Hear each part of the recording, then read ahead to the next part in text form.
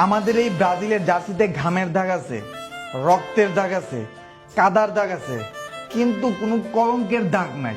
আসলেই কি তাই? रुको जरा सबर करो। বেশি দূরে যাব না, সালটা 1995, ব্রাজিল ভার্সেস আর্জেন্টিনার ফুটবল ম্যাচ।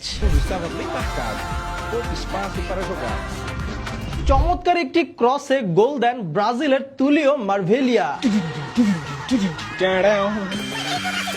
বাট এই জায়গায় ব্রাজিলিয়ান প্লেয়ারটা বলটা রিসিভ করছে কিভাবে? আরো দুইবার দেখেন। হাত দিয়ে বলটি থামিয়ে তারপর দিয়ে দিল চমৎকার গোল।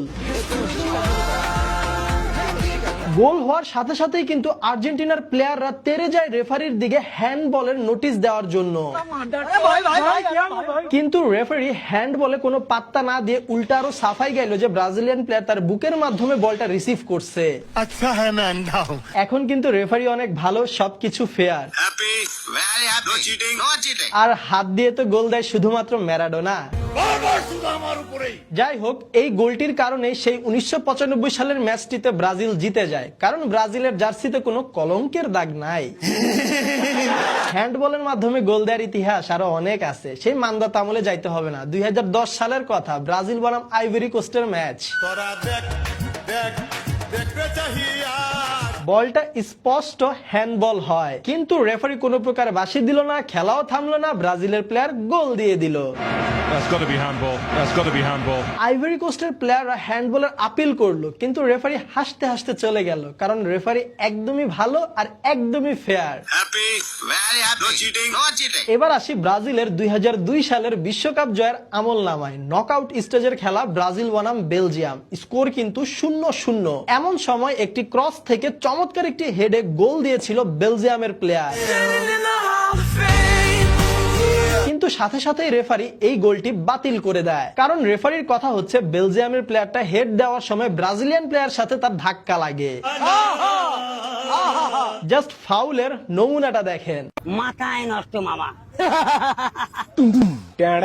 মাথা নষ্ট ফাউল আর গোলটি বাতিল, আর এই গোল বাতিল করে দেওয়ায় জিতে যায় ব্রাজিল। আমার মা বুঝে দিচ্ছে, এ ভাইস্তা আমার মা বুঝে দিচ্ছে। এখানে কিন্তু রেফারি খুবই ভালো, একদমই ফেয়ার ম্যাচ হয়েছে, কারণ ব্রাজিলের জার্সিতে কোনো কলঙ্কের দাগ নাই।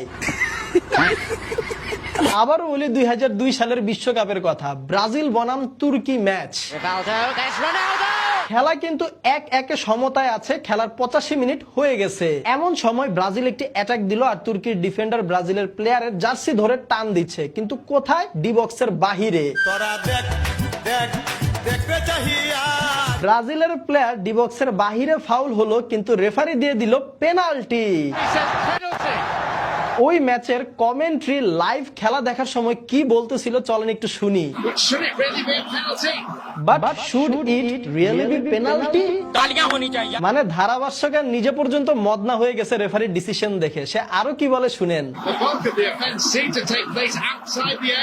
সে নিজেও বলতেছে যে ডি বক্সের বাহিরে ফাউলটা মনে হয় করা হয়েছে, কিন্তু তারপরেও দেওয়া হয়েছে পেনাল্টি, কারণ খেলা হচ্ছে একদমই ফেয়ার আর রেফারি খুবই ভালো। ফুটবলকে কলঙ্কিত করার জন্য যা কিছু করা প্রয়োজন সবকিছুই করা হলো।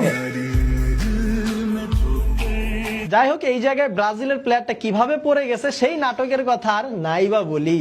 অভিনয়ের জন্য নারী সেরা রে। মোট কথা ভাই, 2002 সালের খেলা ছিল এভরিথিং ওকে, সবকিছু ফেয়ার, নো চিটিং, কারণ ব্রাজিলের জার্সিতে কোনো কলঙ্কের দাগ নাই। No fair, no fair. Referee, no fair.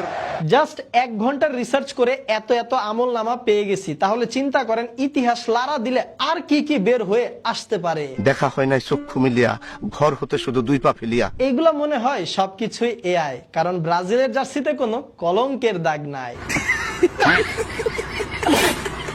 ভাগ্যিস 2002 সালের আগে এত পরিমাণের ফেসবুক, ইউটিউব কিংবা এত প্রমাণ রাখার ব্যবস্থা ছিল না, এত প্রচারণাও হইতো না ঠাস ঠুস। যাই হোক ভাই, সবকিছু এআই, স্বীকার করে নিলাম, কেউ আবার রাগ করেন না।